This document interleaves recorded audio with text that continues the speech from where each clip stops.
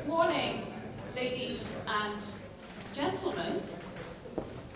Great to see you. I hope that you are wide awake, and we're really happy to get started again with the second day of this stakeholder forum of the joint undertaking CB. My name is Charlotte van Velthoven, and it is a great pleasure for me to be moderating this session on overcoming the challenges of biorefineries. And as you might know, the first of a kind biorefineries in Europe are one of the real success stories of the CB joint undertaking. And this session is really dedicated to sharing best practices, but also worst practices, and discuss the main challenges in building biorefineries, because apparently it is not so easy and one needs a lot of persistence. But we also want to raise a lot of attention to the different opportunities that arose from the implementation of the many large and complex projects. And as you might have learned also yesterday, in total there are 15 JU-funded flagship projects, and that's quite a number. So ladies and gentlemen, before we go into the discussion into detail, I would like to point out a couple of things to you first. Well, it's good to know that everything that we are discussing today will also be recorded. There will be videos made. And also what we're going to do is to take everything that we discussed into recommendations at the end today. And those recommendations will also underpin further policy making at the EU and potentially also the national level. Ladies and gentlemen, we also would like to interact with you via the Slido tool, but at the same time we want to make it as easy as possible. If you have a question, just simply raise your hands. And we're going to run the session as follows. We're going to have a keynote speaker, and afterwards we're going to have a panel discussion, and as said, more than welcome to really interact with the panelists.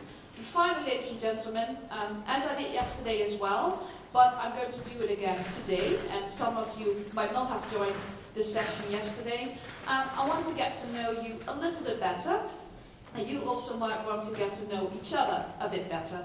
And therefore, I have a couple of questions prepared for you. So please raise your hands if you work at a biorefinery which is operational. Okay, good. So basically the speakers. Okay, very good. Then, please raise your hand if you believe that globally normal refineries, such as based on oil and petroleum, will still outnumber biorefineries in 2050. Okay, sorry. In quantity. Which quantity? Numbers or?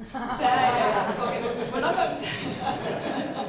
Let's keep it a bit abstract in general, but okay, very good. And my final question is, if you believe that the person sitting next to you on your right-hand side or left-hand side, in front of you or behind you, yeah, you're very unlucky. If you would like to talk to this person during the networking opportunities that we have today. Come on, you all need to raise your hands right now, otherwise you're not being very polite. Okay, very good. Ladies and gentlemen, it's good to get started right now, and therefore it is my great pleasure to introduce to you for the keynote address Beekers, who is the chair of the BIC and the vice chair of the joint undertaking CB governing board. Rob, the floor is yours. Please give him a big hand. Thank you. Thank you, Charlotte. I was just making my network with my colleague Estonia on the line. So let's see if this works.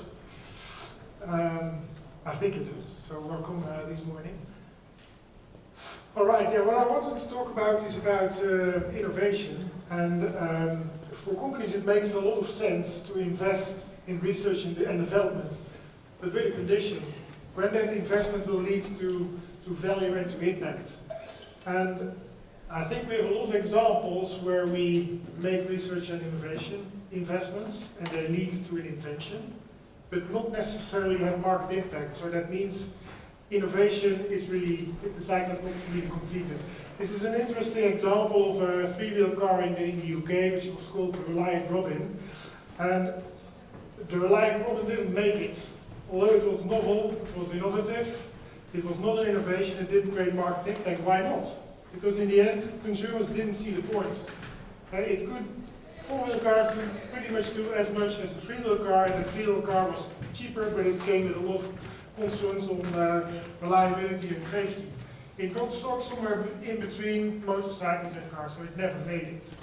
So when we talk about flagships in circular biomass, the flagships are at a critical stage of the innovation process, and that is where it's going to be determined whether or not those inventions, whether they will lead to innovations, and whether the new value becomes a reality. I think we're here in this room, we're talking about reality.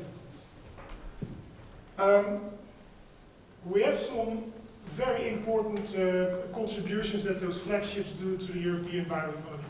And in the first place, this is about the value of debt. I think yesterday, Diep, I think is in the room, he talked about 2 values of debt, and maybe there's even more. But it is very challenging to go from the lab to the demo and then make all those investments. So Circular Biomass Europe, by the funding, helps these innovations to progress to the value of debt. It's very important. What it also does, and this was what I think Katja was mentioning yesterday also, these biorefineries have a wealth of data. We should learn from them, because the moment we build the next one and a bigger one, and that one may not need 50 million in capex, but it may need $500 million, we can de-risk significantly those investments by learning from the flagships. It's a very important point. What we require flagships to do is to work in multidisciplinary teams, so it's not one company, one plant, one R&D organization, but we foster the collaboration between countries and different institutes, because we believe it's needed to collaborate to get through that innovation. We need to partner with other industries. We should also not forget to involve the front end and the back end of the new value chain. It's very often overlooked. Whether it's about the raw material, we think it's available all year, is it in the right quality, we think it will cost this, but in reality it will cost that. Very important, and not least the brand owners. If the brand owners are not going to adopt it, it will simply not make it. So that is, and of course, having in mind zero waste. I just made an overview of the 16 flagships that we have up and running. And this can be a bit controversial because I boxed it in a certain way. I boxed it in a way like, is the innovation that we're trying to do an intermediate, a base product? Or is the innovation more a specialty product or a formulation? And I think what you can see from the overview is that by far most of the investments we've been doing in flagships has been happening in specialties. And this is pretty obvious, in my opinion, because specialties generally target markets with higher value, so the relative cost of the raw material or the bio-based component may work out less compared to a base product or a commodity. The point, however, is, and I do need to take my talking points not to forget maybe some critical messages.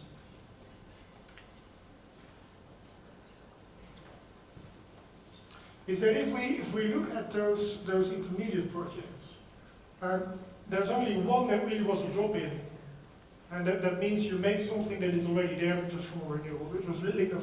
The other two, Sweet Roots and Beverage, both are in the room, and I think Ed will talk about Beverage today. These really have the opportunity to access large-scale markets. And this is very risky. This is very risky, but it will be needed. When we look at investments in the bioeconomy, we will also need to address the intermediates and the base products that we use every day, not only specialties. So it is very important that we also, when we invest in products that can change everyday life products for us. There's not many examples in the world. So if you look at polylactic acid that was invented a couple of decades ago, I think we built our first plant 25 years ago. Yet today, I think the capacity worldwide of polylactic acid is maybe 500,000 tons. So it's not easy to do things like was mentioned here. And still it's needed, because if we talk about the challenge we have ahead of us, yesterday we were talking also with people from the Commission, people talking about we need a favorable policy framework. What is the ambition of industry? Well, If these are the main building blocks today that are used to make materials, these are roughly 7. Total 580 million tons globally every year. It's difficult to say what the footprint from Europe is, but let's assume we're 10% of the world population. Our average GDP is 3 times world average, so let's assume that 30% of all that what is made somewhere is pulled or pushed by us here. That means 175 million metric ton of product that is made from virgin fossil materials. That we need to desperately change. We need to reduce it. We need to reuse models where it makes sense. We need to recycle. But what if we succeed to get that to 70–80% lower? Then yet still we will need 40–50 million tons of what we can call renewables. Where are those renewables coming from? This is not going to be just about innovation. So this is about a policy framework that sets up the market uptake in Europe. We got the comment frequently yesterday, but industry, if you impose this, then again the taxpayer, the consumer will pay more. You're imposing it. Let me take the example on PET, where you have the xylene and you have the ethylene, that together 100 million tons of PET produced in the world. If I have my polyester running shirt, it cost me 40 euros. I think it's 100–200 grams. Polyester cost 150 per kilo. So maybe in my shirt, there's 30 cents of material in the shirt that I pay $40. What if that polyester changes twice the price? What if the polyester changes 10 times the price or 8 times the price with PF as we have it today? It still doesn't make a large difference for a consumer. So I think we should not have these kind of mindsets that by bio-based chemicals we're going to change the bill of the taxpayer of Europe. I'm not sure that is the case. Yeah, then we talk about Europe, and we need to look around us in the world. And of course, in the US, they issued these bold manufacturing goals. And what I think the elementary difference between the US and Europe is that they see it as a business model. Although it fosters the green economy and it fosters biodiversity and many things, but they see it as a business model. They see it like the semiconductor industry, like chips. They don't want to be depending on Asia. Likewise, biotechnology and biomanufacturing is going to be critical. And this is the reason why they, across the entire value chain, they foster innovation and they fund the developments happening there. In Europe, flagships are very risky. There's a lot of unclarity. What do we want in Europe? Where do we want to be? We need clarity. That is where we talk about favorable policy framework, we talk about incentives.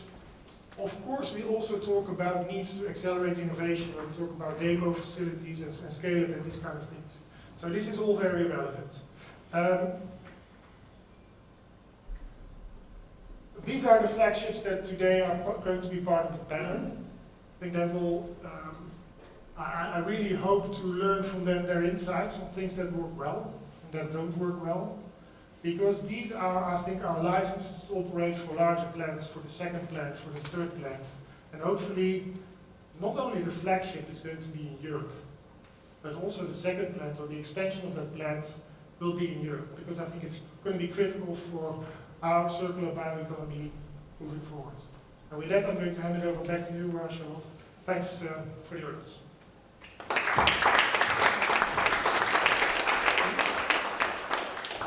Thank you, and thanks Rob for your excellent presentation, also setting the scene, showcasing to us how vital flagship projects are in overcoming those different barriers, and that we can learn from those flagship projects also to further foster and bring forward those innovations that are needed. And it's not easy, is what we've learned yesterday, what we're learning again today, but ladies and gentlemen, it is possible. We just need a little bit of time and we just need some investments. And we are going to discuss these topics into more detail right now with the panelists that I would like to call out on stage.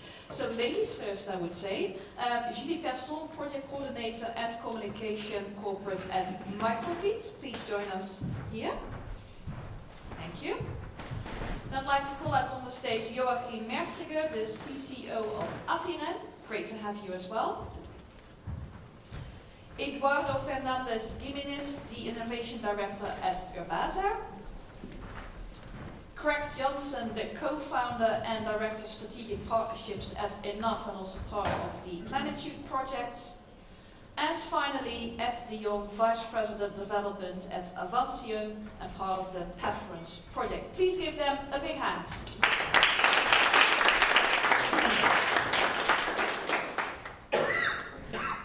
It's great having you and to discuss with you, okay, how are we going to overcome the different challenges that one faces in kind of setting up a biorefinery. I'm aware that some of you already have indeed a biorefinery that is operational, but it's quite a long journey to really get there. And perhaps it would be helpful also for the audience when you can introduce yourself, tell a little bit more about the company that you work for, and also to share with us your first ideas and visions as to how to overcome those challenges that you are facing currently or that you have faced in setting up the biorefinery. So Eduardo, perhaps I may start with you.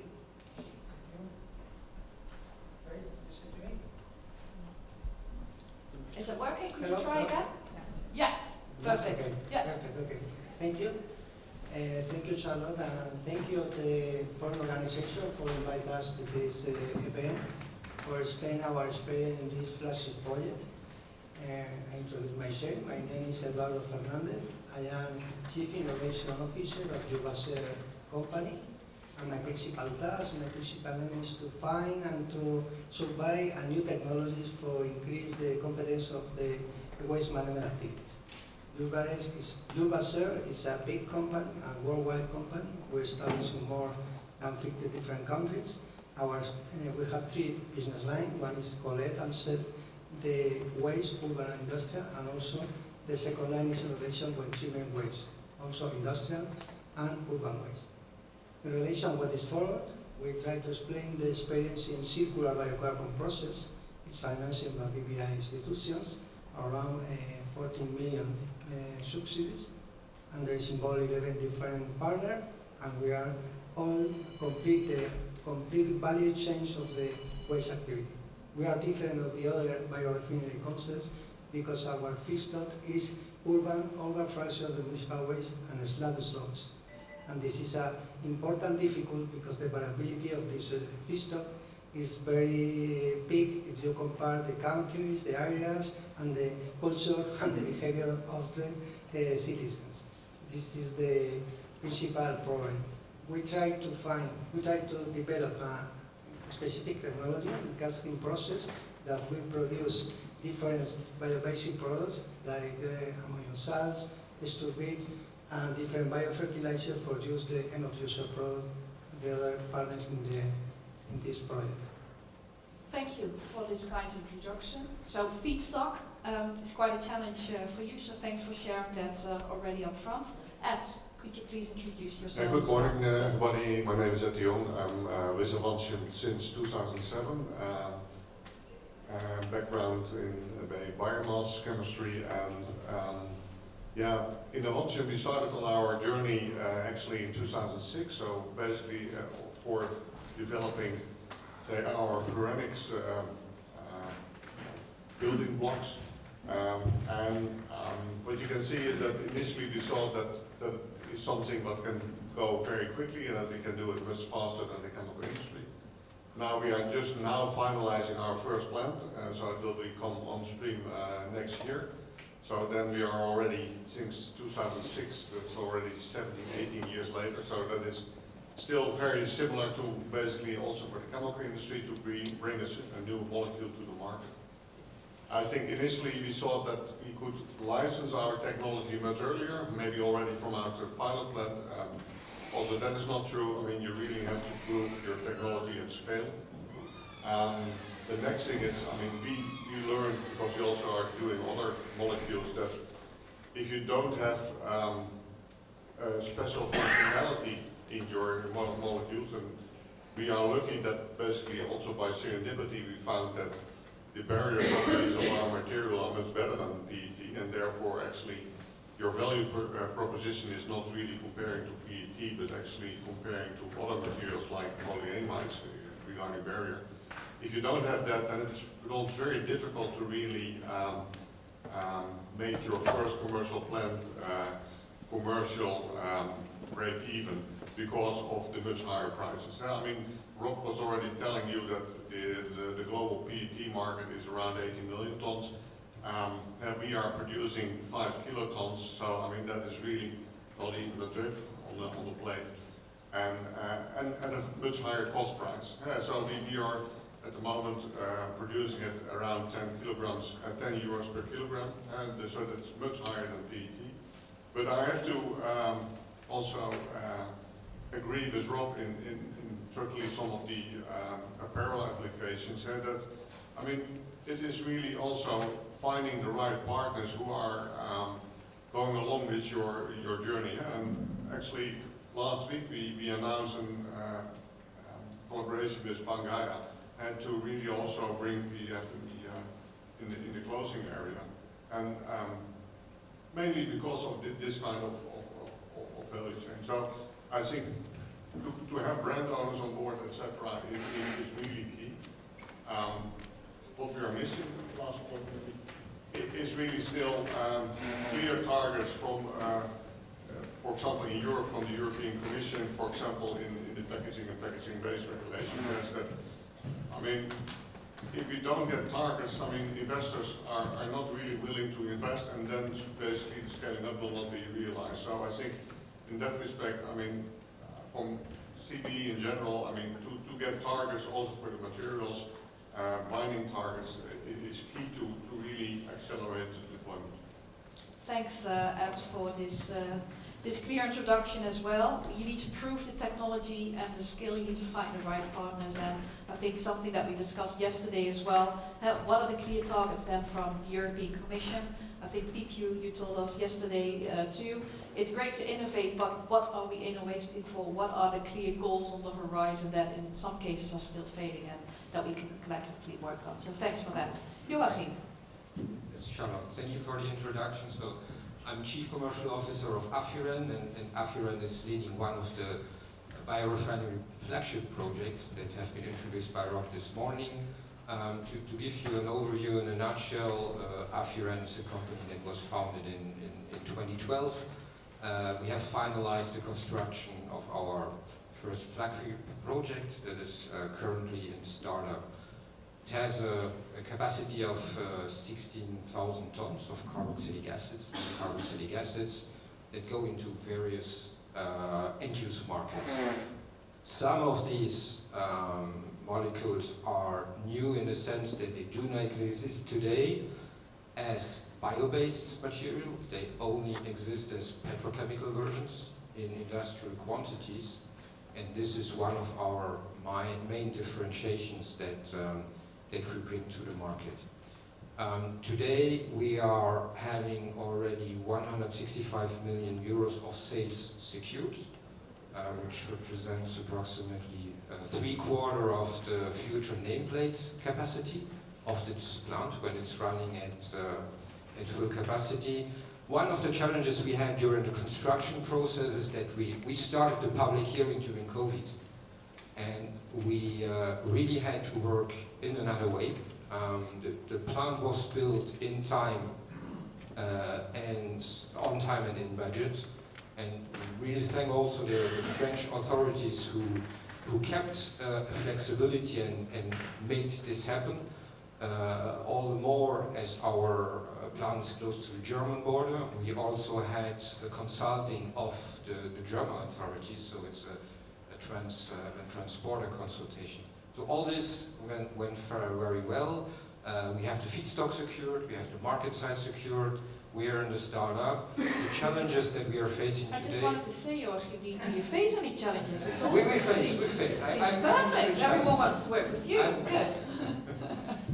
The challenges that we are facing today is what Piep told yesterday. It's the second test valley. It's the financing of the follow-up of the replication of this plant in Europe and elsewhere in the world. The market demand is there, the need is there. And I want to introduce a second challenge that has also been a little bit discussed yesterday.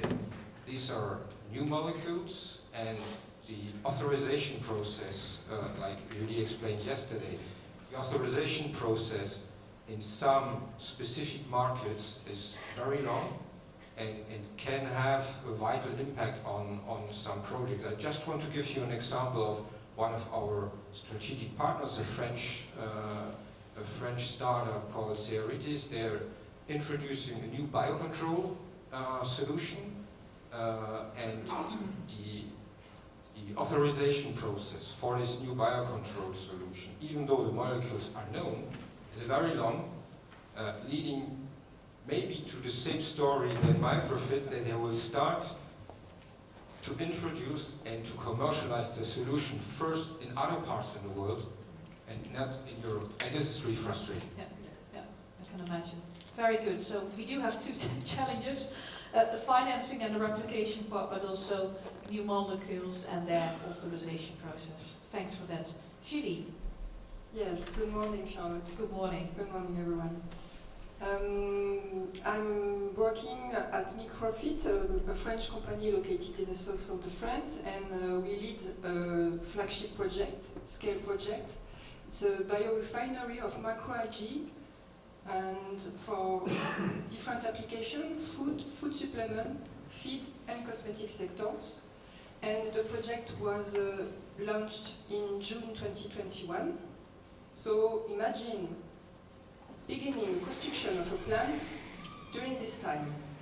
Few months after the war, with all the inflation of all the aspects for the materials, the facilities.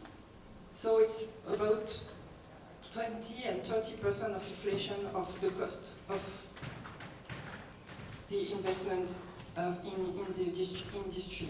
So it's very important. It's a very big challenge.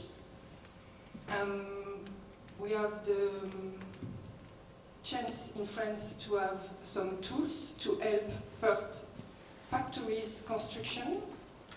It's called France 2030 Call of Project for first plant construction, and it helps for support for some capex investment in first factory.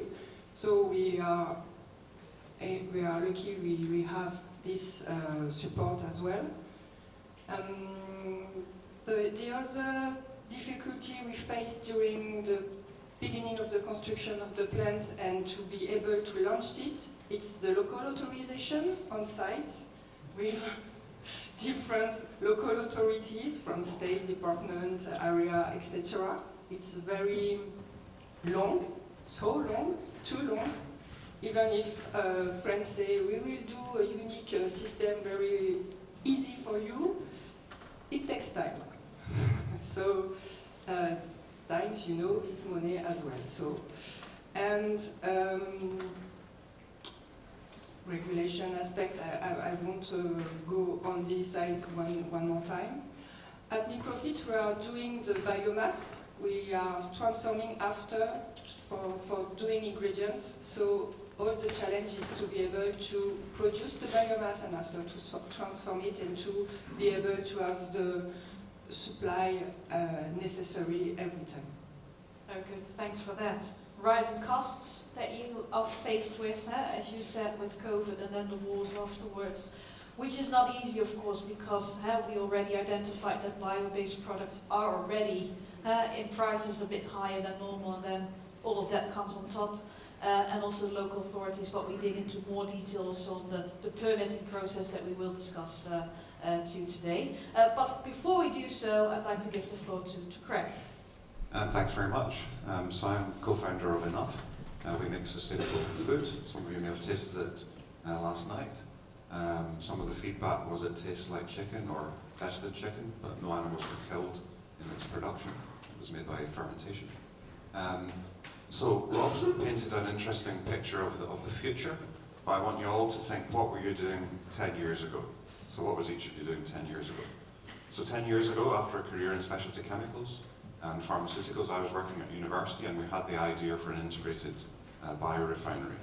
So we make the food through fermentation, but the waste stream for that is consumed through secondary fermentation in a biorefinery. So I'm going to just talk a little bit about the timescale, which will give an indication to how some of these projects evolve. So we filed a patent for this in 2014, spun the company out from the university in 2015, and then we're developing our business model. We then came across CBE JU at the time and the flagship program, and an absolutely perfect grant for our process. At that time we weren't called enough. We were called 3F Bio, which I think is quite an interesting dynamic. So the 3F stand for food, fuel and feed. So we made food, the byproducts were converted to bioethanol through a biorefinery, and the residues for animal feed. And that triangle is very very important. 3F also stands when you're raising money for at the very early stages for friends, families and fools. So if you're trying to raise money, that's how you start potentially. So we applied for the flagship project in 2018 and started the Flagship project in 2019. So it's not been a straightforward journey. Our plant making 10,000 tonnes is now fully operational in Velthoven-Geerdink in the south of the Netherlands, on the border with Belgium. We've had various things to deal with during that time. COVID, construction during the recent difficulties, geopolitical difficulties. But probably the biggest single challenge that we had as a project is our main partner withdrew during the project for financial reasons. So we had to have a 6-month suspension and find a new co-location partner.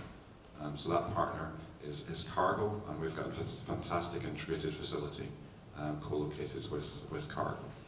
We also changed our business model during this period. Originally we were looking at a joint venture with an operating company, but partly due to the to the growth in the alternative protein market, really anchored by our CBE JU grant, we were able to raise enough money ourselves to own and operate the first facility. And I'm very pleased to say, following from Rob's comments, we've now raised some further funding, another 40 million euros, to extend the capacity at the site in the Netherlands, and we also plan to further extend the capacity there to 60,000 tonnes.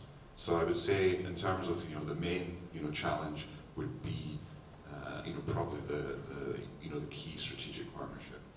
One final aspect that I haven't mentioned is that we're not a brand, we're an ingredient company, so we're a B2B company. So although we demonstrate some of our nutritious, sustainable food, we're working with a range of end users. Okay, thank you, and also for bringing that kind of new aspect, because we learned a lot of the different common challenges that have already been identified, really on the financial side, for example, but also, as you pointed out, the partnerships, working with the right partners pulling out and then finding new ones is quite a challenge as well. But I think the good news, ladies and gentlemen, is that despite those challenges, you're still here. So something goes really well, and as you already indicated, Greg, and many of you, also the funding delivered by the joint undertaking is key and essential for you to keep going, and I think the flagships in that sense really provides a wonderful example there. And it also shows that you have to be very persistent and very flexible, which you managed to do so. Perhaps as a first question to you, we talk about a biorefinery, and we know that it sometimes can be a struggle to overcome the different challenges due to the fact that investors, that broader society actually doesn't really have a good clue of what are biorefineries. And of course, you need to be able to tell and share that story very clearly as well, to attract the funding, to attract the buy-in, to get the permit for your plant to be operational. So could you share with me, with the audience, what is your definition of a biorefinery? When we talk to you or investors or anyone else, how would you say this is a biorefinery? How would you describe that? Eduardo. Yes, good question, Charlotte. Define biorefinery.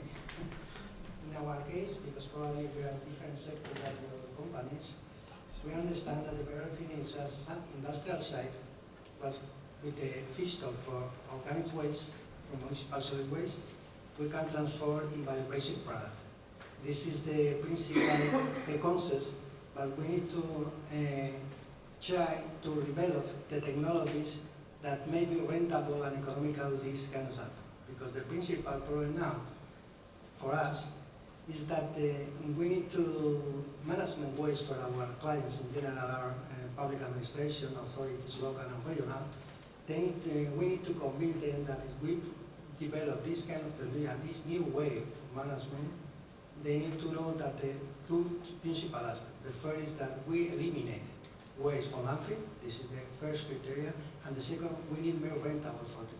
This is the difficult for us now. Because of them, the biorefinery for us is a new site, a new technology that we included with another traditional waste treatment plant to increase the value of this organic fraction of the municipal solid waste.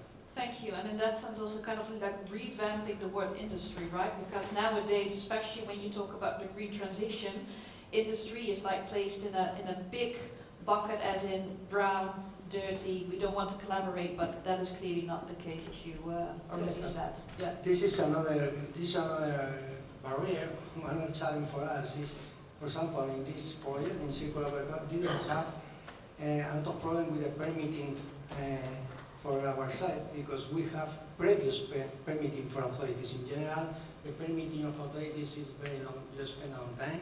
In the case of Spain, for one site around 100 tons, we need to spend between 1.5 and 2 years for obtaining the total permits of the institutions. But in this case, the problem is that we introduce in one site that have the permit, the change or revamping for introduce these new technologies.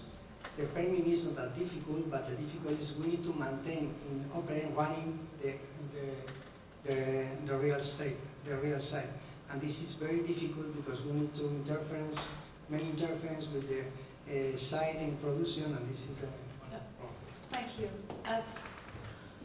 Yeah, so in my perspective, a biorefinery is an operation where multiple feedstocks, but certainly also multiple products are produced.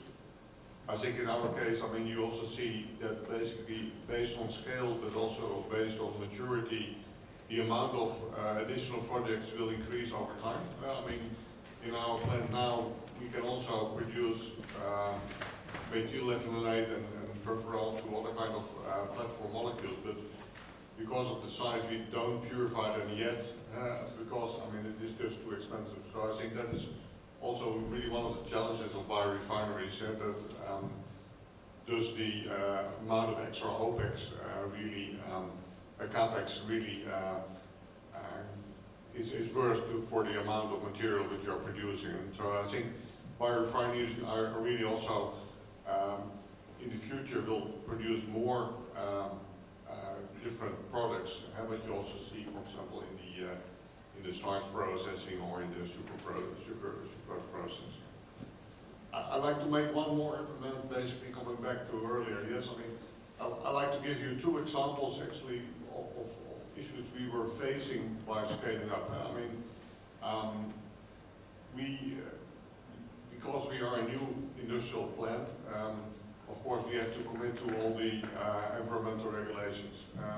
And that was resulting in that some of the minerals we are discarding on the wastewater needed to be 20 times lower than what a commercial operation already operating in Rotterdam was allowed to do. Without any additional help from the government or something like that. So that just results in extra investments which you have to make. What is in a way logical, because we want to go towards, say, zero waste kind of plants, but if you only put that burden on the newcomers and leave the other ones operating with the current permits, I mean, you just hamper the deployment. That was on the wastewater, but I mean, if you look at, we make a polymer, PEF, and also there we face that for the chemist on us, I mean, you can produce some cyclic dimers that look a little bit like crown eaters. We need to be much lower in the amount of cyclic dimers than the incumbent PET polymer. Again, what asks for more rigorously kind of purification, what will result in lower yields of the material, so what results in higher cost. Again, from an environmental point of view or health point of view, logic, but yeah, I mean, you make it the newcomer again much more difficult than the incumbent, and therefore, basically, it's a nice way of protecting the interest of the incumbent industry. Yeah. So I think that there are things what you certainly see with some of the bulk applications, but I think also probably you with some new molecules will see that, and I think people are certainly because I mean if you look at from a governmental point of view, they are quite often in different ministries organized, so they all want to do the best for their own ministry, but in the end, I mean, they are What's just... best for you? Yeah, exactly. We'll go into that into more detail in a second, because it's very good to approach the subject of the mismatches that are there, the wishes and the needs that you have, but then also the requirements from ministries, but also local authorities and all kinds of different levels within governmental institutions. But first I want to finish the definition part to see, Joachim, do you echo what Ed and Eduardo have said? Do you have another vision on how you define a biorefinery? Yeah, I fully agree with what has been exposed by Eduardo, and what I would like to add is that a biorefinery should also be more environmental friendly than traditional fossil-based technologies. And when we presented the project to the authorities, what made them really attractive is the fact that we are not generating industrial waste.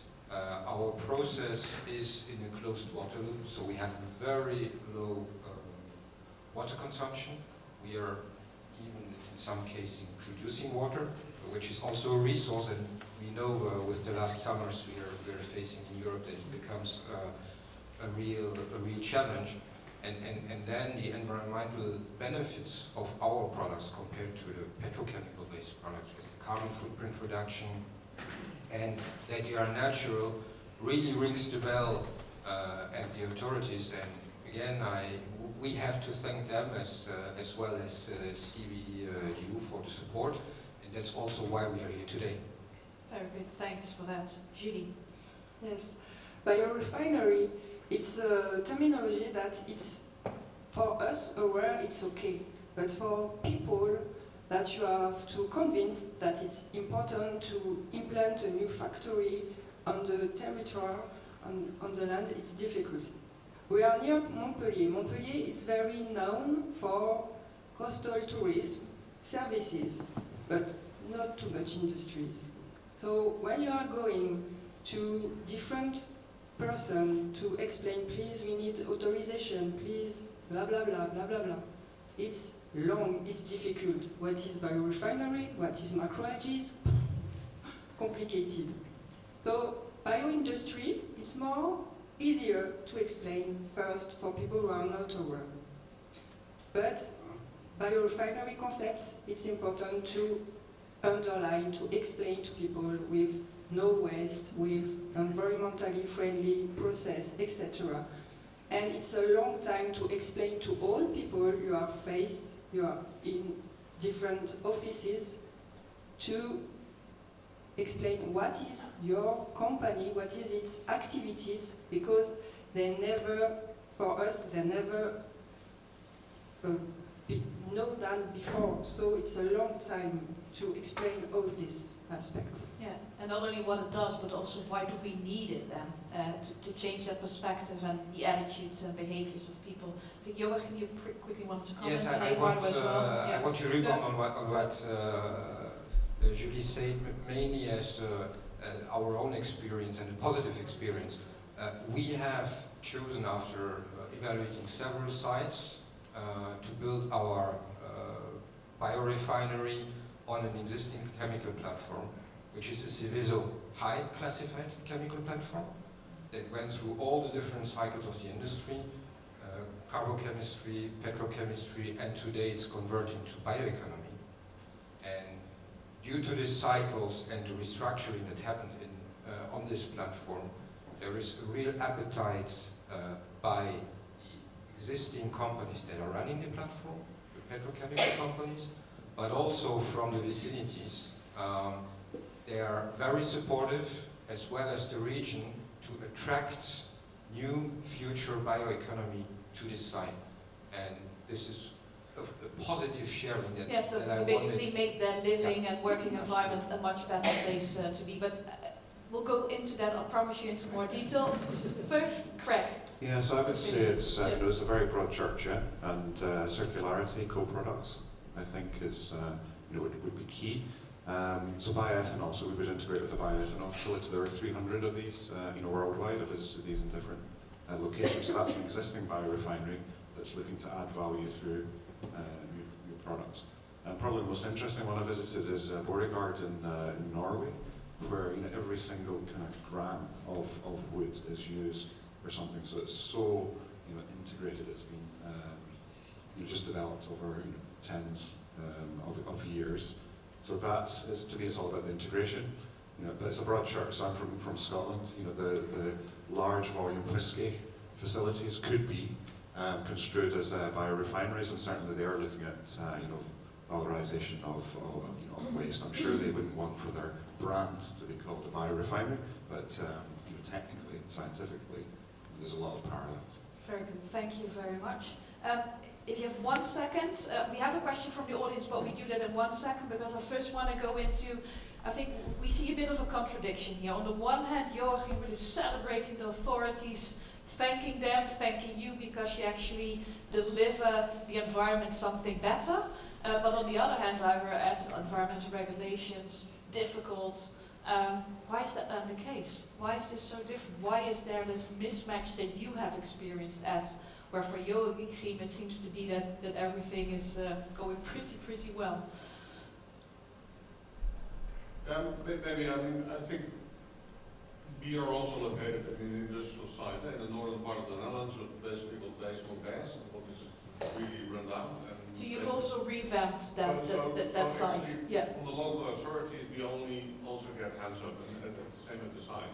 But I think so. The problems we are facing are more, say, on the national level or on the Brussels level, where basically improvement in environmental and health regulation really hampers the deployment. So so not so much on the local level. Okay, but then perhaps to check with Craig, because you're also based in the Netherlands, do you experience the same? I think it's variable. Our plant originally was going to be in Rotterdam. Yeah. It's not in Rotterdam, partly because of the regulations, local regulations and interpretation. Another big thing in the Netherlands at the moment, actually, is the availability of high voltage supply. So for many companies in the Netherlands, they may choose not to expand in the Netherlands because of that single issue. Yeah. It's broader than bio-based economy. Yeah. So there are, and these things sort of change in terms of some very specific, fields. Yeah. But that's quite a surprise as well, knowing that Rotterdam is one of the biggest harbors in the world with quite a high amount of CO2 emissions as well, that those regulations then tend to be quite difficult. Yeah, specifically it was on nitrogen. The reality is we're in a better location than we could but exactly. Yeah, but that's a fact, that's reality. We continue that in a sec. Please could you mention your name and organization? Yes, thanks. My name is Caroline Bergot. I'm an independent business angel and fundraiser, and I just wanted to comment on the last 2 points. So first, I totally agree with Julie and Joachim. I think they're spot on the importance of semantics. And semantics, not just with all your stakeholders, like the people that you need to work with, your industrial partners, administration for the permits, etc., but also with investors. They're investors. When you utter the word biorefinery, they say thank you, goodbye, because it immediately sounds complex, long, heavy, etc. And I think that the words we choose and how we portray what we're doing is extremely important. And maybe terms like bioeconomy or a new word for a biorefinery could help us in all our interactions with all our stakeholders and especially investors who are so key.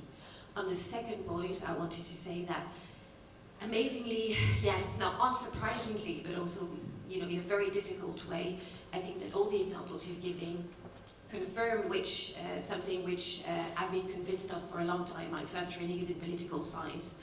I work with startups, but I'm absolutely convinced of the importance of the political dimension.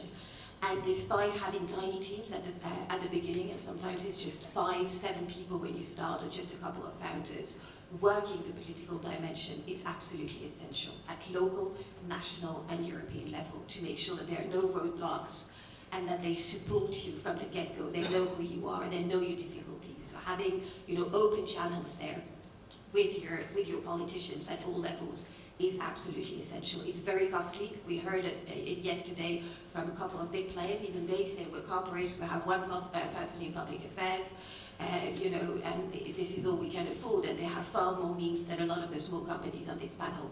And yet it's absolutely essential.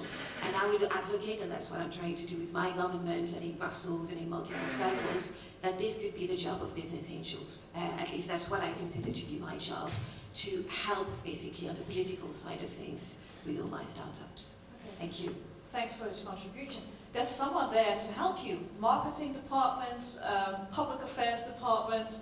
I think a very valid point that you made, because what we experience, the technology is there. You can create a market, but then, of course, this needs to be perceived in such a way also by society at large. Is that one of the struggles, the acceptance by society at large?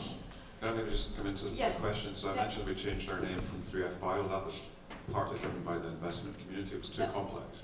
Enough's a food company, much more straightforward. What I would say also in terms of with small companies, one of the benefits of these consortium projects is that you're working with 10 other, or you know, that number of partners, so you can leverage some of the partners when you're either fundraising or for certain regulatory aspects. One of our partners are Wageningen University, so we have used them sometimes for that.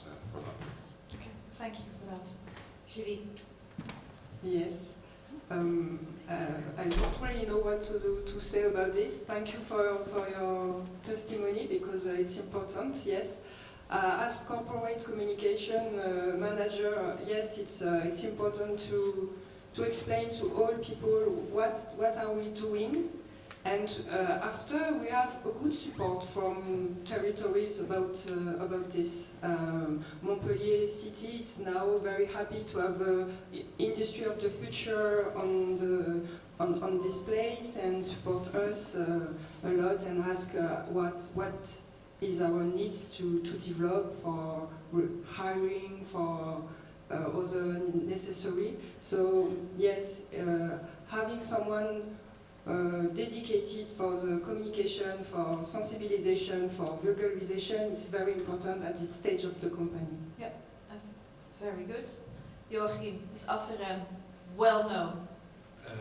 Never enough. Never enough. Company is Okay. never enough known, but yeah, I can also only embrace what the statement, and our public affairs director and CSR director is in the second row here, and we started very early working on this, as early as 2019, and today I think at least in France at the different levels we are well known, but we need to be more known in Europe and in the world, because we have an ambition to help at our small level the world being better.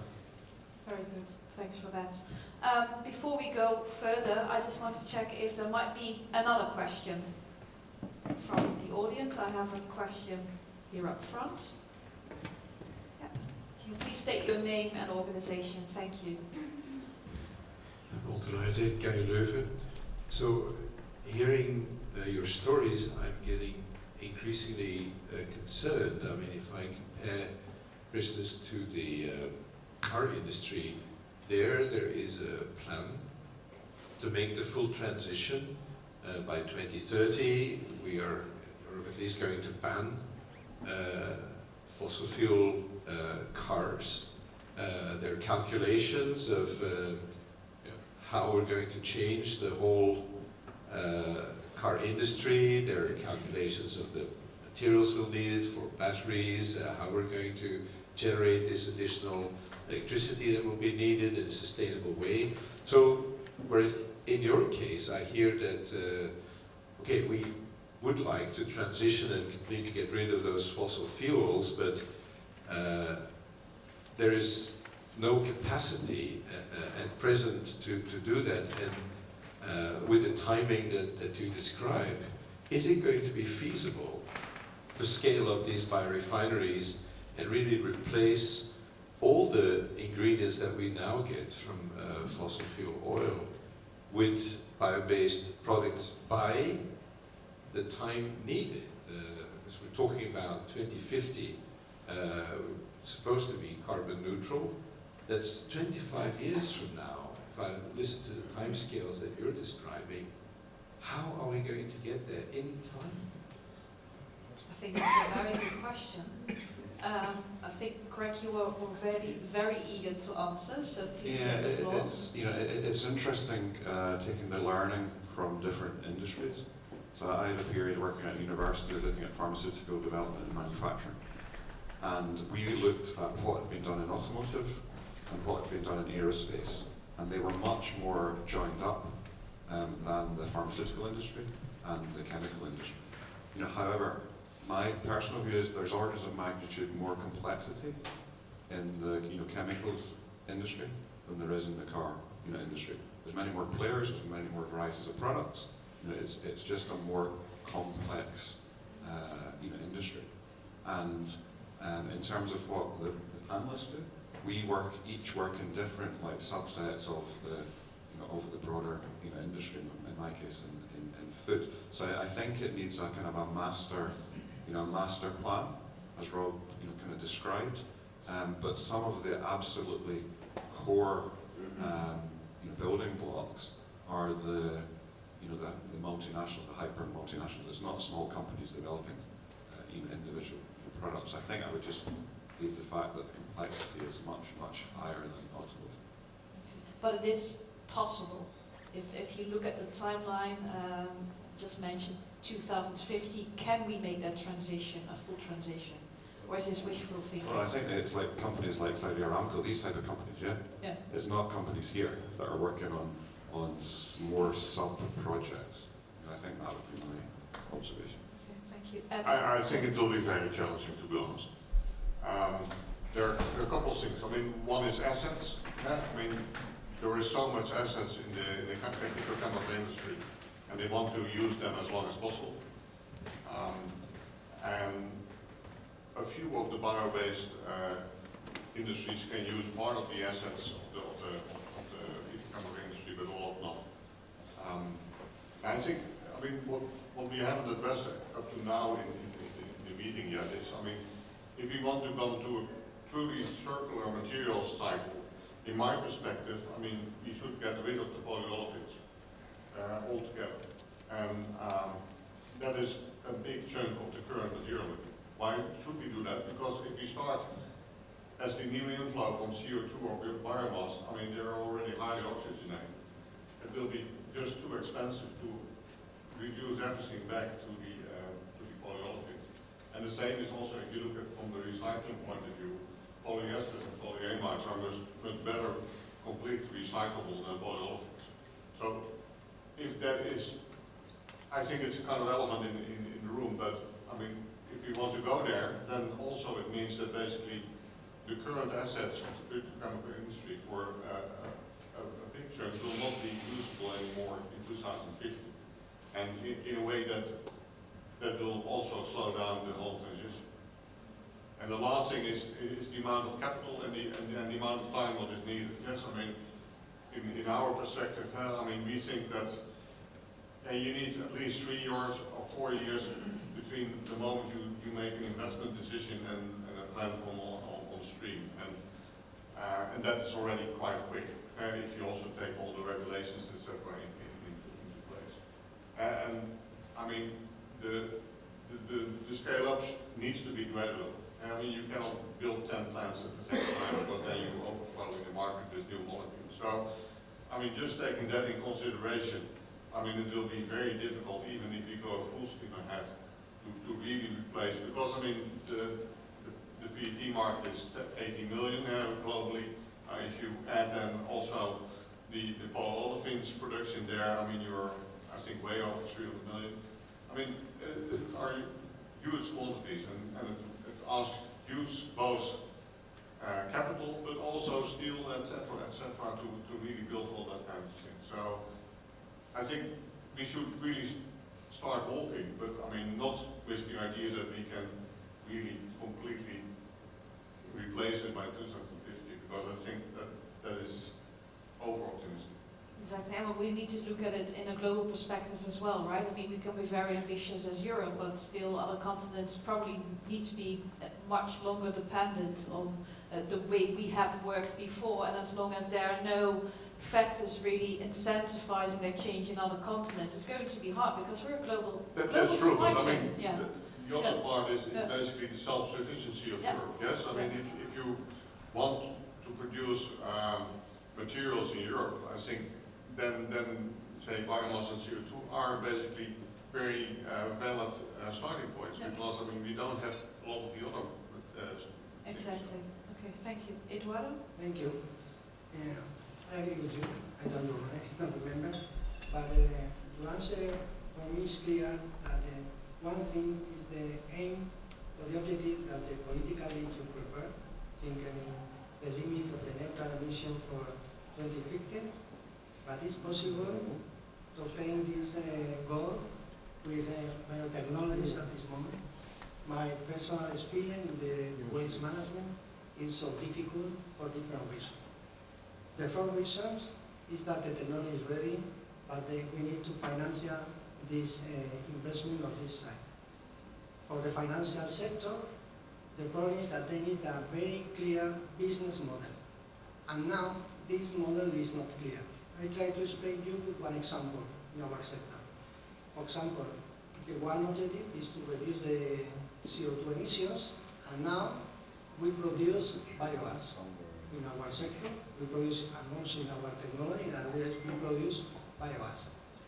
We need to upgrade to this biogas to transform biomethane. What happened now in Europe? There is good business for transform this biomethane in energy, or motor engine, or introduce in grid of the network of the grid gas and oil. And if you try to increase the quality of this biomethane for use like a chemical products, it's not interesting, but it is not priority for the technological companies. And in this case, it is difficult to transform this biogas in biomethane like a bioproduct. This is the market. Because of them, in my personal opinion, it's very difficult to obtain the aims in this date. This is, for me, clear. But if we don't make nothing, what happens? Well, they here try to develop this. For example, in business companies, we are discussing only why we need to change the waste management of organic fraction if we have a good solution on other lines. Well, we need, for example, there is, and explained by colleagues before, there is another advantage for society and for the citizens. For example, we are thinking that biorefinery is not a big site. We are not thinking in 300 tons capacity. We are thinking around 40,000 tons in a medium village, and we can put this investment in different geographical sites. You can increase the employees, and you can get a reach for these people and increase employees and so on. Because of this, I consider that we, in this kind of project, we not only things if we need to obtain the aims of another aspect, like reduction emission, because there is another policy, but we need to find out things in this kind of projects in different aspects. Okay, thanks for this contribution. Very, very valuable to understand that it's not so easy to get to those ambitious goals by 2050. But yeah, we need to start somewhere. There was another question, I think, from the same lady as just now. Please go ahead. It's more of a suggestion than a question. But yeah, what we're hearing is that we're dealing with a great level of complexity. Personally, I love complexity, and that's what attracts me to it. We're dealing with biomaterial. It's not like the car industry. It's something totally different, which we cannot control. which takes time. So, the two implications of that at the systemic level for me is that we need clear regulation.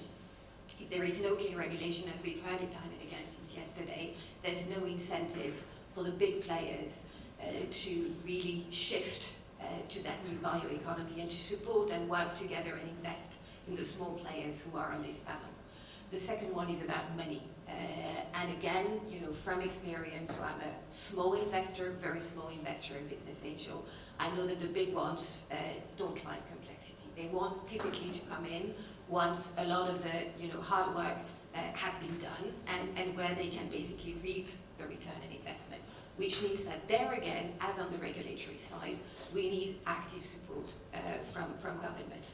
So there are actions on the way. Alain Godard is now, working actively. Alain Godard, the CEO of the European Investment Fund, on a kind of sovereign wealth fund, and I absolutely believe we need something like that.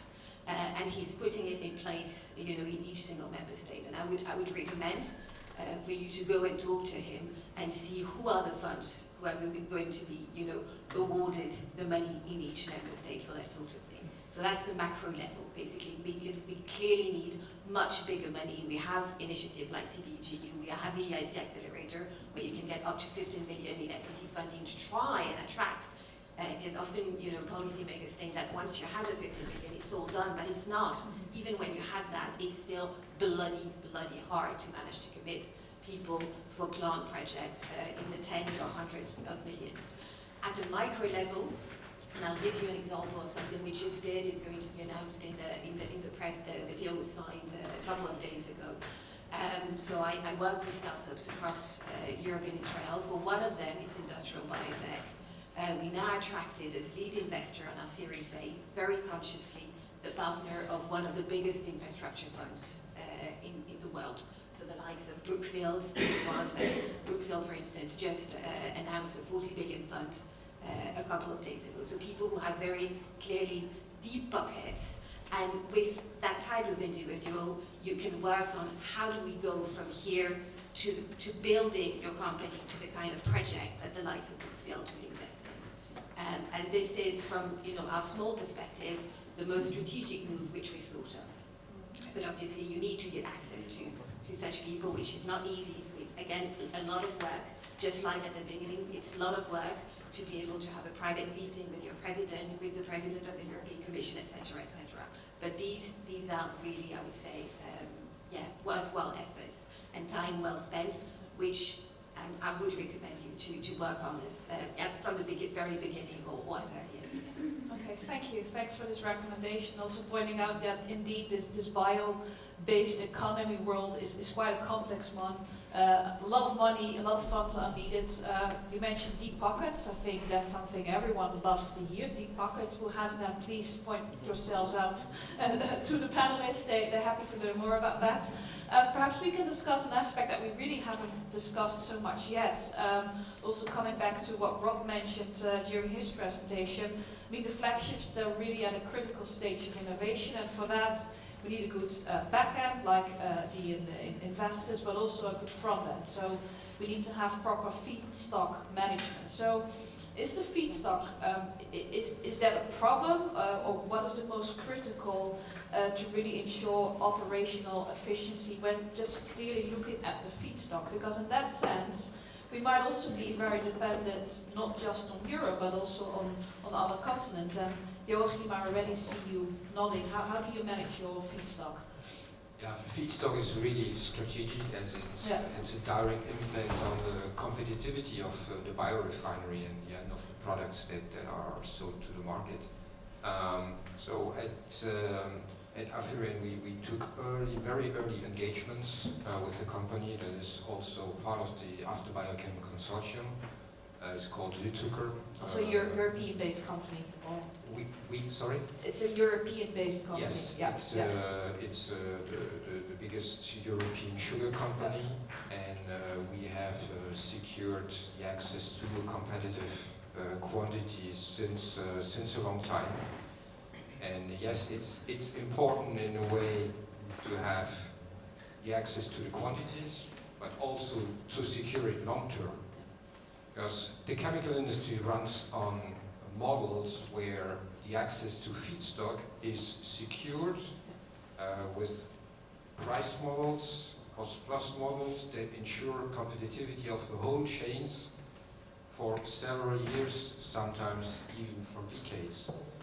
And when you invest tens of millions or hundreds of millions into a biorefinery, you need this visibility also to ensure that you can run and operate the plant in a competitive way, and that you find your space in the market.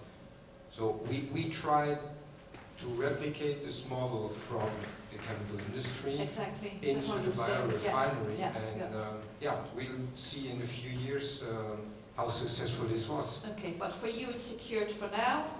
In the long run, you have enough available feedstock, so that's good to learn. Craig, what is your perspective? Yeah, so we're very fortunate, partly through design. So we're co-located with a cargo facility at the cargo facility. So we have our feedstock supplied directly. And it's interesting that it's not the feedstock that we thought of at the start, but because of regulatory issues on food. Some of the alternative feedstocks give rise to mycotoxins, which are an issue for food. So one of the challenges for any feedstock is things like seasonal variability, if it's a natural product, and the regulatory kind of environment of your final product. So that's more of a generic observation about feedstock supply. But in our case, we literally pipe in our feedstock from the adjacent facility. Thank you. Julie? Yes, we are producing the macroalgae biomass on site, but it's needed for us to find and to challenge other biomass producers of macroalgae as well, with the same quality of what we are able to do. And that's not so easy to find, because we have food grade process as well, and we are very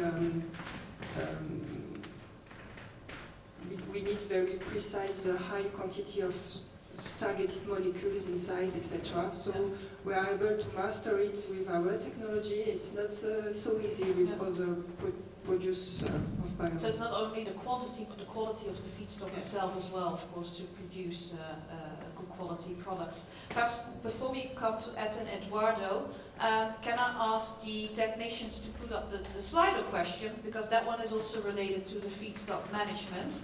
So you're more than welcome to take out your phones, and the question that we have prepared is, when addressing the challenges of biorefineries, which aspect of feedstock management do you think is most critical for ensuring operational efficiency? Please have a look at the options. Ed, if you can please continue. Yeah. I think there are a couple of issues around feedstock. I think one of the most important we are facing is really the opinion of the stakeholders on our feedstock choice. I mean, we are using starch. Starch is considered as a food, while actually we use starch because it is a side product in the processing of wheat for proteins and fibers and oils. And so basically starch is the lowest value product. But some of our potential off-takers said that they don't want to have a material what is based on first generation feedstocks, as well as some of the important finances, such as the EIB, who is also not willing to really finance biorefineries based on those kind of feedstocks. And personally, I think that really slows down things, and also shows that people don't understand that really, if you want to build a first of a kind flagship, and an important part is risk mitigation. So you're not going to want to change all the unit operations in your whole process. And I think securing feedstock and having reliable feedstock is something what we thought is a very wise thing to do, so that you don't have, we are also interested in second generation feedstocks. And we, from a technological point, we can do that. But I mean, to do that all at the same time is very unwise. But you see really from the stakeholders, both from companies as well as financing institutions, the whole food versus fuel discussion is still influencing very much investment discussions. And I mean, it's also quite often a very difficult story to tell because it is not black and white but grey, and I mean, people don't like grey. People don't like grey, exactly. So have a look at what the audience has said. The biggest challenge is definitely the integration of diverse feedstock types. So that's also a good message. Eduardo, perhaps for you also to comment on finally. Okay, thanks. I agree totally with this proposal. In our case, it's most clear because in this project we don't have a problem for provide the feedstock because we are provider of feedstocks. The problem is that our feedstock is organic fraction for municipal solid waste. You don't have problem with the quantity. You have the problem with the quality of this waste. And there is two aspects that is difficult to control. The first is the behavior of the people, and the second is that we need enough infrastructure to put this waste in the correct bins.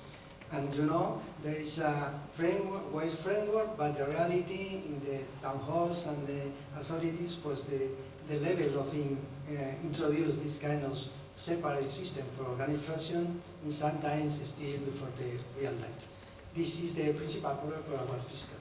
It's the same in the case of slab slope. We can use another panel in Italy that use this on raw material, but the problem is that also you need the enough infrastructure, waste treatment plant, and produce these slab slopes with enough quality to introduce in biorefinery.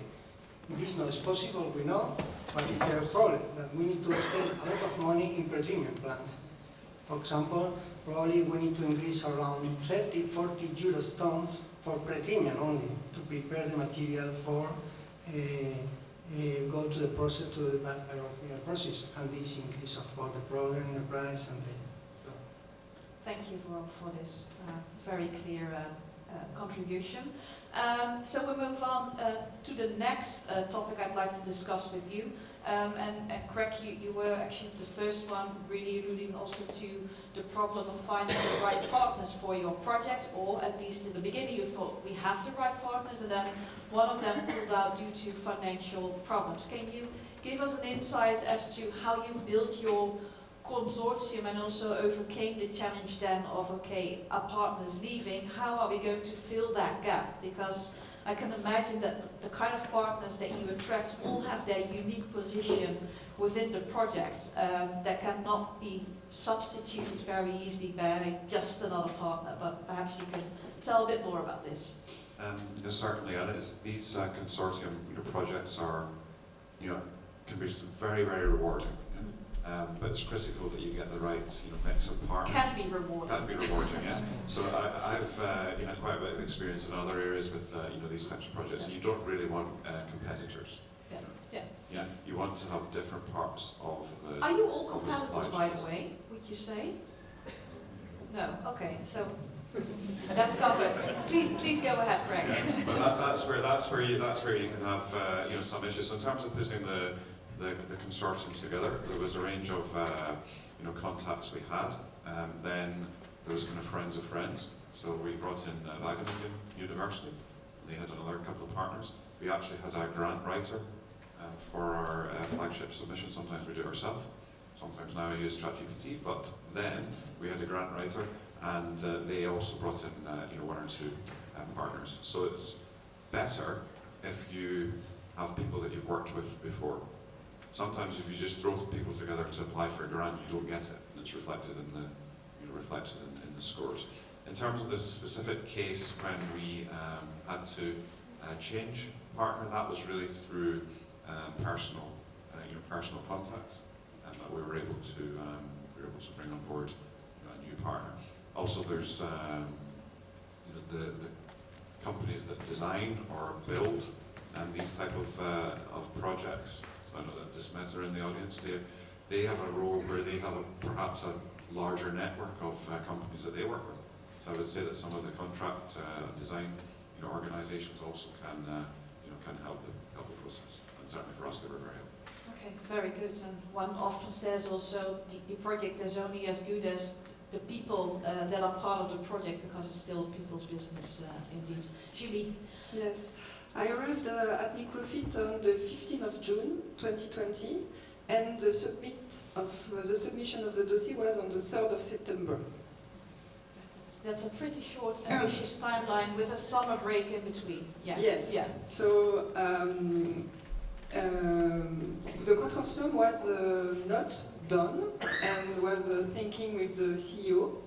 And I agree with Mr. The importance of having good contacts before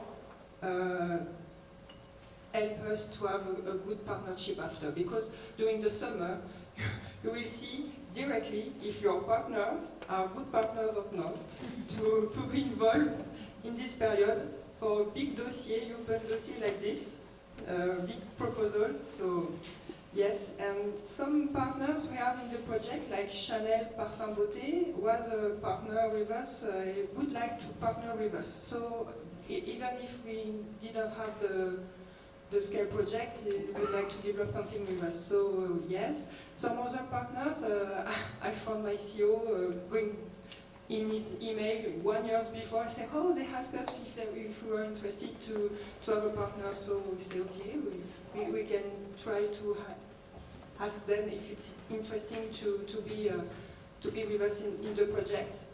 And bridging a proposal on a flagship project with partners is a very good experience to know how they are involved and how they are believe in your project with you. Okay, thank you for that. It seems to be then that you actually only work with partners that you already know. It's not like you're attracting a new partner like cold acquisition. We just take them in and just hope for the best. I don't know what is your experience, Joachim. You also only work together with partners that you know well? Yeah, that's exactly the case. It's partners that we had a relationship with before submitting the project. I fully agree with Julie. It's very important that the partners have a real interest in the project and a real long-term interest in the project. To stay committed and to contribute actively during the project time, which is 4 years, so it's a midterm project. And the other aspect that was very important for us is that the consortium really represents the full ecosystem of the flagship project. From upstream engineering, we heard already about feedstock supplier, over service companies, for example, dealing with the LCA assessment or project management, like we foresee in our case, or downstream, having partners that can bring the user validation of the products that will be put on the market, but also partners that are involved in the side stream end. So having this full ecosystem together in the project is a real value. Very good. And similar Yeah, I think experiences? our situation was a little bit different. I mean, we really had some new partners coming in where there was no prior relationship. And I think one of the advantages of the flagship project was really that also we have a pilot plant producing the material already. But a pilot plant, most of you will know, are inherently costly. And by having this part of the production also covered by the flagship plant, really facilitated the testing of the material for the applications of the products. And that also has resulted in that many of our application partners already signed off-take agreements, because you can also really get a very intimate relationship, and that also really helps in understanding each other's needs, but also more easily addressing issues what might arise with your product. And I think that has been very helpful, I think, with the flagship project, that we can really bring along the partners both upstream and downstream to the commercial phase and have them engaged. Thanks a lot. Eduardo? I briefly, because my colleague explained the same experience with that. But three important aspects. The first is we need to know before the partner of the project. In our case, many of them to think we are in a flagship project.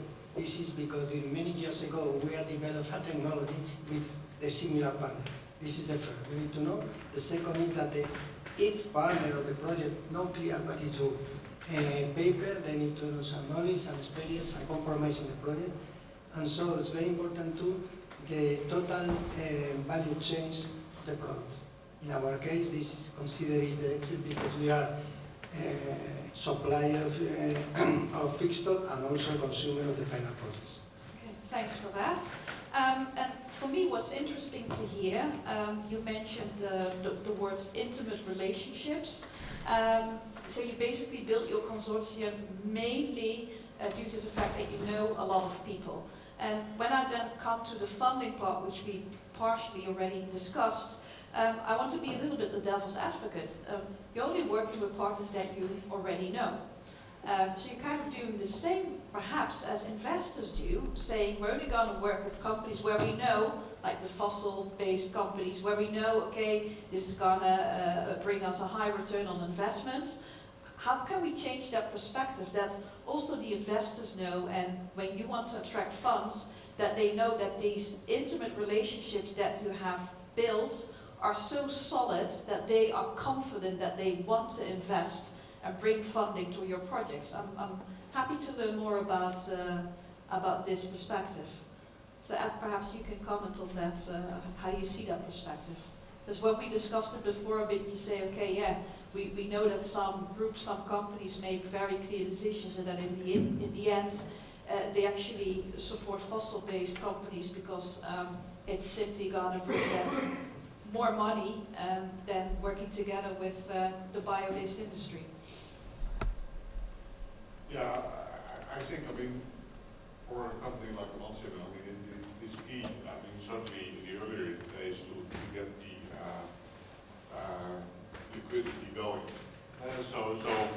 I mean, many of you maybe also know my CEO, John. I mean, he has been very active at all kind of meetings, and also to spread the message, and also to interact with potential investors and to tell the story and tell it. But it takes time, and I think it is not something what you do in a fortnight. And I think that really is I think one of the challenges I think for the bio-based economy. I mean, to really establish that kind of relationship also with investors and all parties along the value.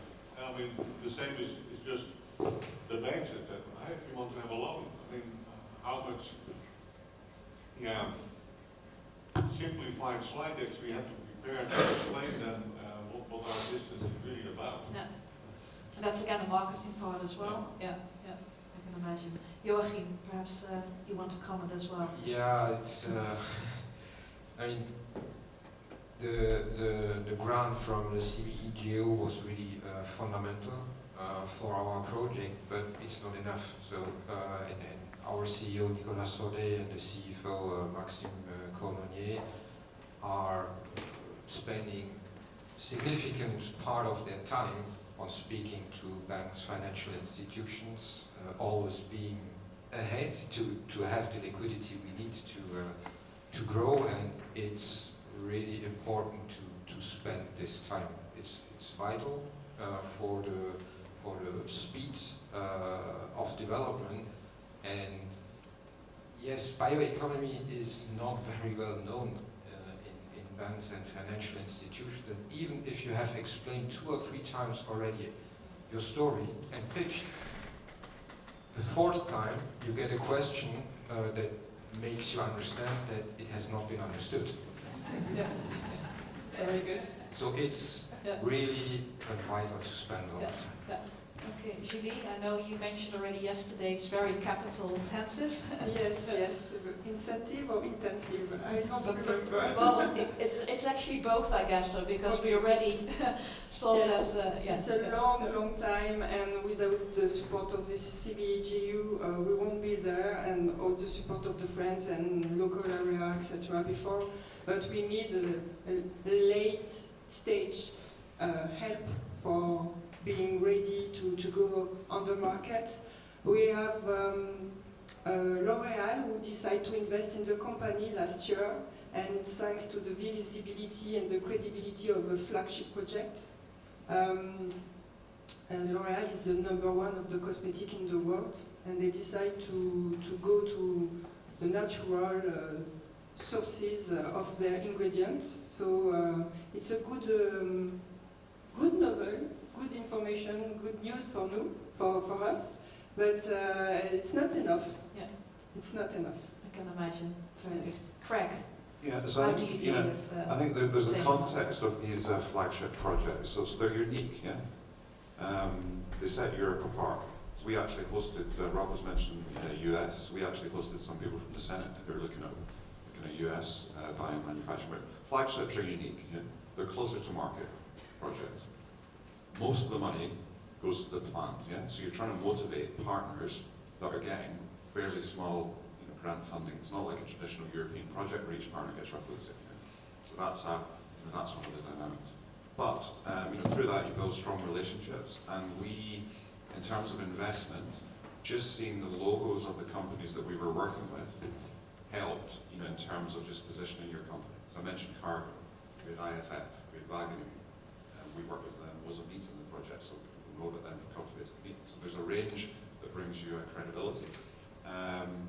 Our Series B, we spoke to 50, 60 investors, without success until we found a lead.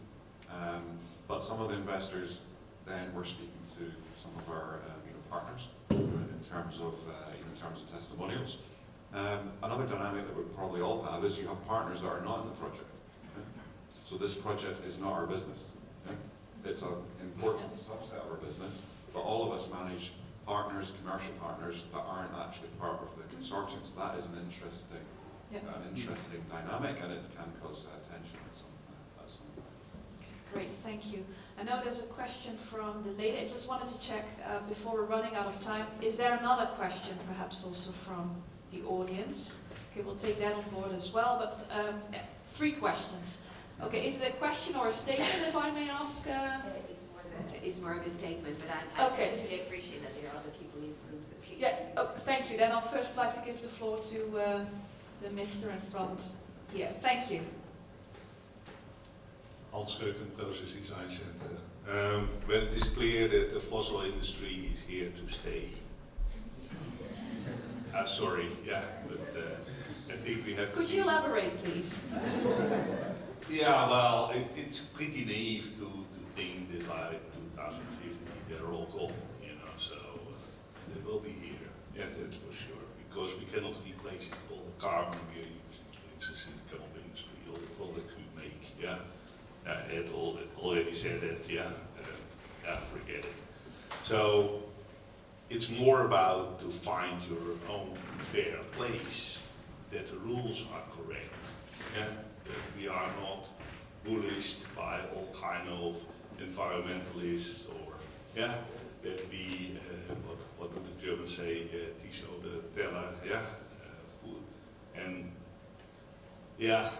these type of things, that is hindering our industry, to come about, when we now only have 1% of the plastics are bioplastics. That's not very good. So when we can rise that up to 2050 to 10%, I'm already very happy. Yeah, exactly. Thanks for that comment.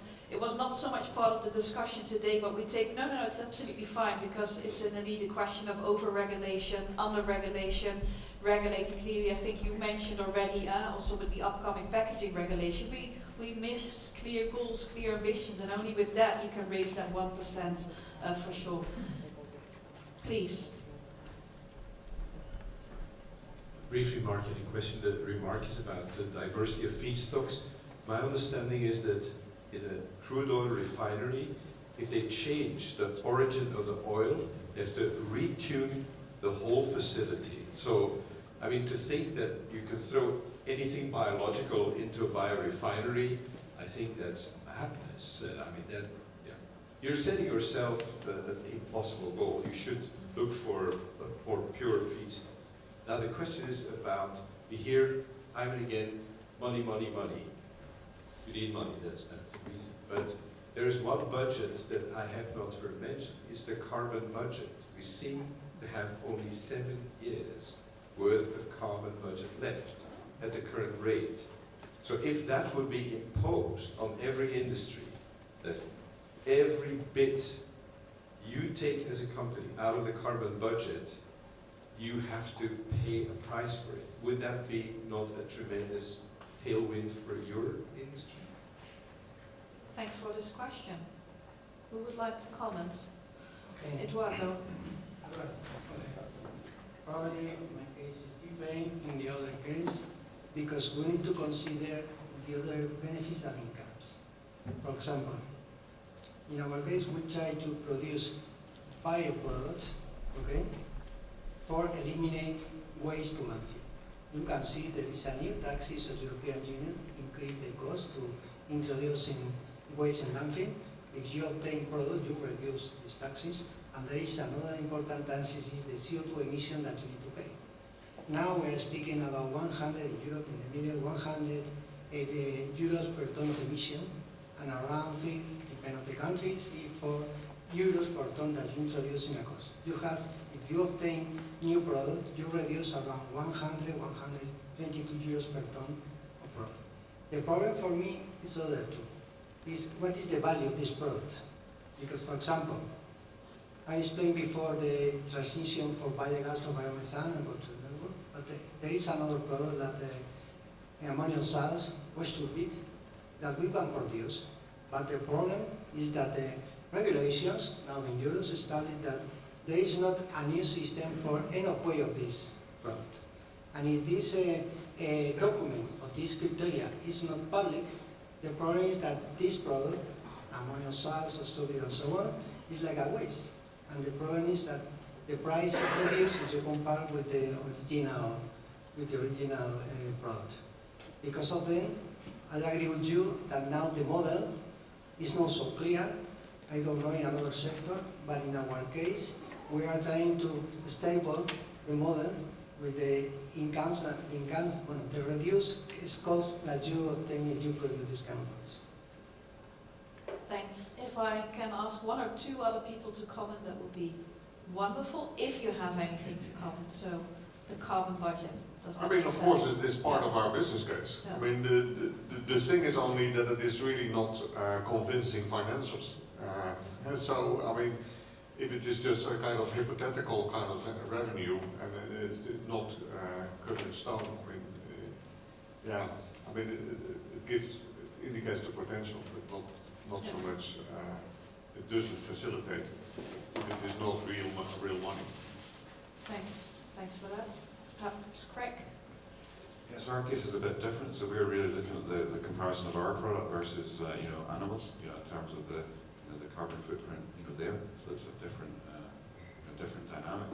In terms of the broader alternative protein, landscape, was quite a bit of discussion, around about subsidies to more traditional farming methods. So I don't want to open that debate too much, but it's in our area it's slightly different. But it's a complexity. Similarly, there's a complexity if you're comparing with beef in a certain way, or chicken, or other types of products, and then you have the whole cultivated meat situation. But we won't go there either. Thanks a lot for that. Okay, ladies and gentlemen, we have another question. Yeah. Yeah, please. Thank you. Yes, Fabienne Longchamp, Regional Council of Region Nouvelle-Aquitaine. I'm project manager about chemistry and material industries. I have a question about the challenge which we haven't discussed a lot, is about electrical capacity. On a number of territories, other industries are setting up new factories which are very demanding or require a lot of electricity, and there are signs that the global electrical capacity could be also an issue in the middle and short and middle term. So we haven't discussed that, but I think it's one of the challenges. It's quite a big challenge. So what I suggest to do, because we're almost running out of time, that if it's okay for you that we leave the statement and then I ask you to just approach the individual people. Apologies for that. And for the electrical capacity, I would like to ask Craig to comment because you already discussed the voltage problem in the Netherlands. It's a major issue, Yeah. and it's one of the key issues in our risk register for subsequent investment. Okay. So we're happy to discuss that. And it could, you know, for many organizations, Yeah. you know, it's an absolutely key factor. It varies by country to country. We're happy to discuss that into more detail during the breaks, if that's okay, because I also want to give you a proper break. So I only have 3 very short questions for all of you, and the only thing that you need to do is to choose one word. Okay, I'll start with you. Yeah, Eduardo. Collaboration or competition? Collaboration. Ed? Yeah, collaboration. Collaboration. Oh, you're so kind. Competition, no, collaboration. Craig? Continuum. Okay, okay. Then complexity or incomplexity? Complexity. Ed? Yeah, complex. Simplicity. Simplicity, okay, good. Judy? Complexity. Yeah. Entropy. Okay, very good. Then final question, and it's just a number, and it's up to you to interpret yourselves. 2050 or 2070? You ask me the reality or my desire? It's up to you. 2070.